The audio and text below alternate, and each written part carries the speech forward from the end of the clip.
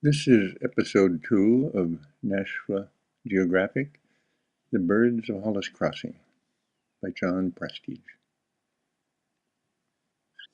The first bird we show is the New Hampshire state bird, a purple finch. Beautiful little bird, nice songbird. The next one we show the red-tailed hawk soaring right over the property. And next will be a red-tailed hawk sitting on a bench very, very close to our back deck.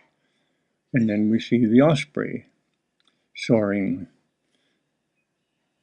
The ospreys had a nest that we could see from our living room, and we see the tree in which they had the nest, and it was really fun to watch. We saw it from the time they placed the first twig or branch until the little ones fledged and took off for the south. They don't come back the first year, they come back the second year. Now we come to the Cooper's hawk. The Cooper's hawk is kind of neighborhood nasty. He comes swooping through the trees, breakneck speed, and scatters the little songbirds off your deck. They like mourning doves for their best and most tasty morsel, much like the sharp-shinned which you just saw. Of course, here is a great bald eagle, a mature one. Now here comes the great horned owl, and we see two different views of that owl. Fun to hear, fun to watch. Now we come to the great blue herons. There are two on that tree, and this is certainly the true fishing bird, fishing person, fishing bird. And they gather right outside off of our deck, and we watch them regularly.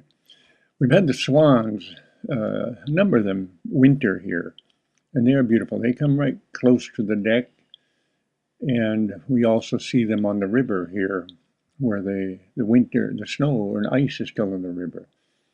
Of course, here is our famous herring gull, and he's pecking at an old muskrat house for something. And now here we see the duck. It's probably a mallard female. And here are wood ducks. They're beautiful. And here are the black ducks. Now we also have the hooded merganser, which is kind of uncommon here, but they're beautiful birds. And here are the common mergansers. The male has got a black head, the female is a buff head. Here is the mallard drake, and here is a double-crested cormorant, and here are some crows. Now one morning on the river there were a lot of Canada geese, and they were all heading the same direction, and I got lucky and got photos of them along with these pileated woodpeckers. The pileated woodpecker was right off of our deck. And here's another one. And then we have the hairy woodpecker, and here's the red belly or the zebraback woodpecker. Another of the woodpecker family is the American flicker. And now here we see downy woodpeckers. They chatter and make a lot of fine noise, and now here we go with the mourning dove. The follow-on labeling or telling about the birds will be purely random, just like the order in which we see birds when we're out walking. There's a purple grackle. This happens to be on our deck railing. The blue jay also on our deck railing. And here's a crow that sneaked in to grab some suet out of our suet dispenser. And here are the orioles, a male oriole and a female still in the wing, but she finally landed and settled down, and there she is. They eat those oranges as other birds. That's a catbird right there. And here are the Newfoundland blackback robins that come here about the end of the year, the 1st of January. Red-winged blackbird sitting on a cattail. That was a male. Now here's its counterpart, the female. And here we see another male sitting on the cattail. A beautiful bird, the cardinal, the red male American cardinal. There he sits on our squirrel-proof feeder. And here he is again. Now we see his mate. They're also beautiful, even though they're not as vivid and bright red. Goldfinches. Goldfinches, those are more the fall or the early spring, more of a drab color. They do molt and turn kind of dark in the winter. And the following frame is what we see in the summer, this cheerful little bird. Now you got to admit, this happens to be one of the prettiest birds, the rose-breasted grosbeak and his mate. Now this is a song sparrow doing its thing. It's singing its heart out. Love it. And here are some chipping sparrows and the Carolina wren, which is another noisy one. This is in the winter, actually.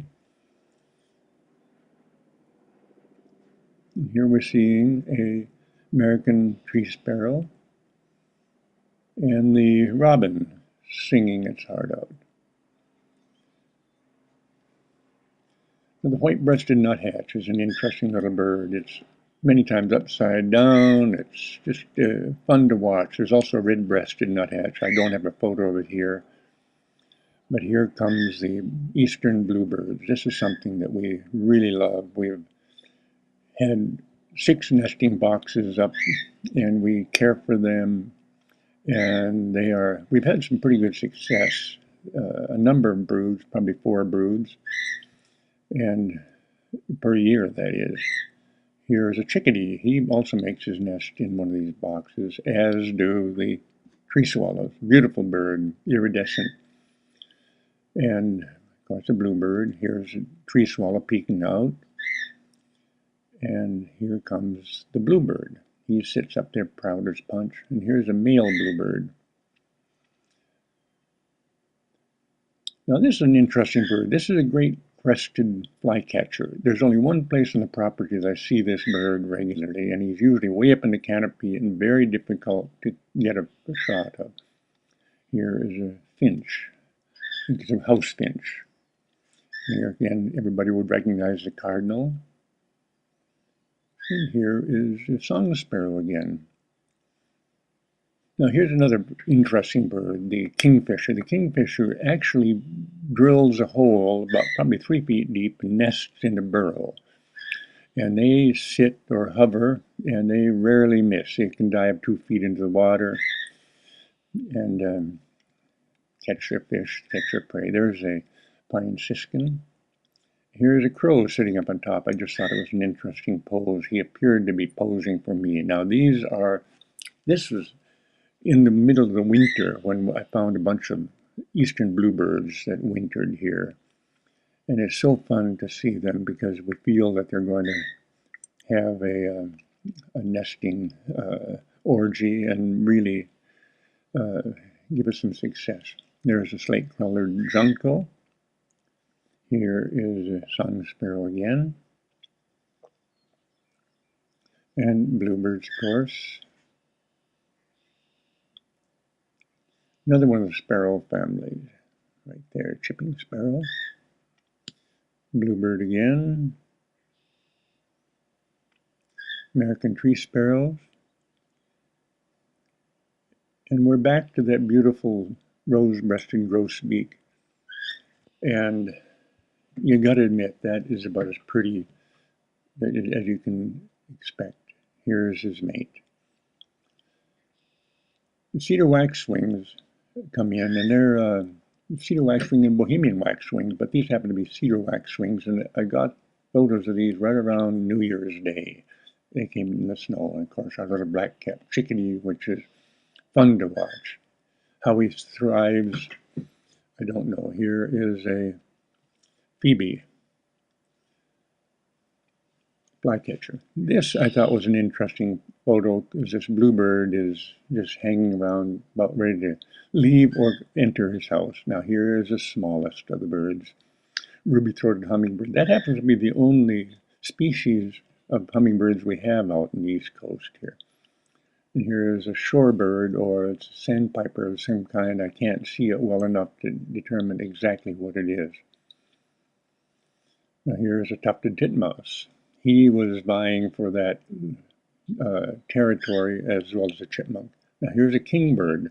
This is one of the only small songbirds with a white band at the end of its tail. Now here we go again. This is the American great bald eagle. This is a symbol of America.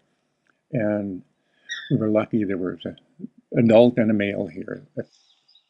Well, that's about it for episode 2 of Nashua Geographic. Hopefully you can hear the birds saying goodbye.